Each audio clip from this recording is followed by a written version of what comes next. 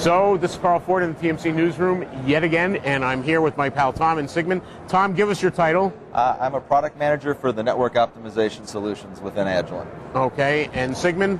Application engineer with the network systems and diagnostics division. Okay, so we got a truck roll and we got the apps. So we got the right combo here, okay, yes, for our future. Okay, now the world tells us that what's going to happen is we're going to be inundated with a bunch of wireless apps that are going to be really cool, okay?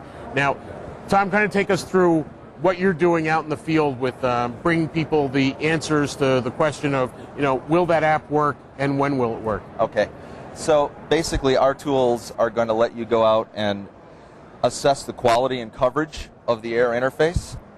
And basically we have tools that allow you to generate these different applications as part of our standard testing sequence to automate that testing procedure. So instead of having someone manually dialing a phone or manually downloading web pages, et cetera, our tool actually does that automatically for the RF engineers.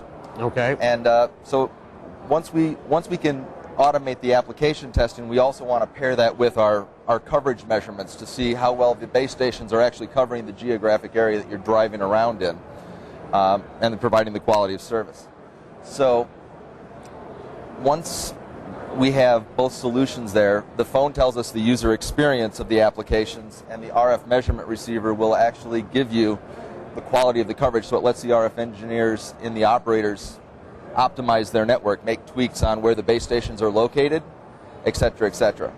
Also for new technologies that are coming out, they're essentially going to be an overlay on top of the existing technologies. So CDMA, EVDO, UMTS, HSPA, they're going to get an overlay on top of them for the higher speed 4G data networks.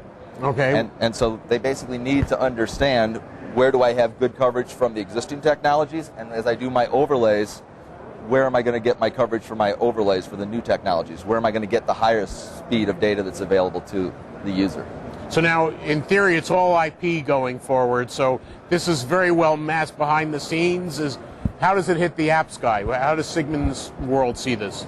Well, really we see it as it's going to be a real challenge to the service providers and for the NEMs to deliver these services and the content, right? Because you have an overlay of architectures and you have an evolution of architectures going into LTE and the higher speed data where you're adding in voice, video, and data into these optimized services platforms, right?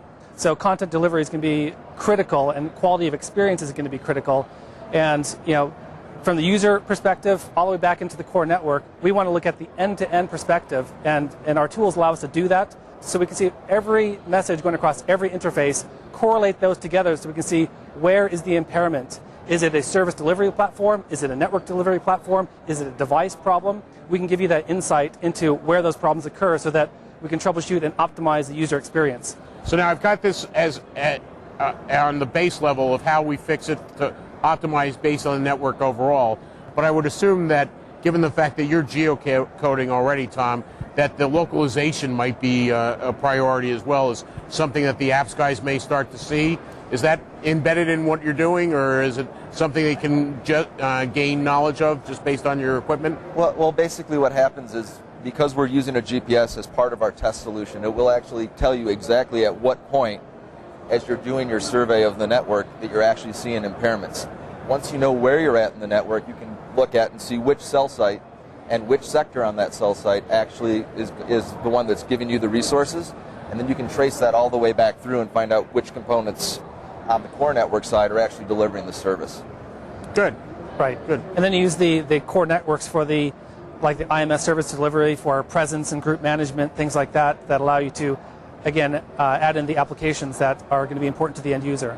Now, and your tools are being used for both LTE and WiMAX, and we talked earlier about the fact that we're not quite at the truck roll stage for the LTE side. Yep. What about the WiMAX side? Are they rolling you out?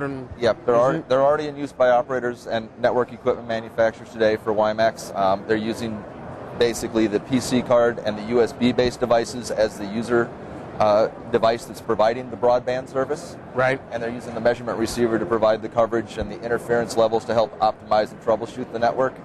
Right. And as well, when we look into the services that are being rolled out, we have the coverage across all the technologies. So whether it's UMTS or CDMA, we have an evolution into LTE, so we can handle all the handovers into the next generation networks.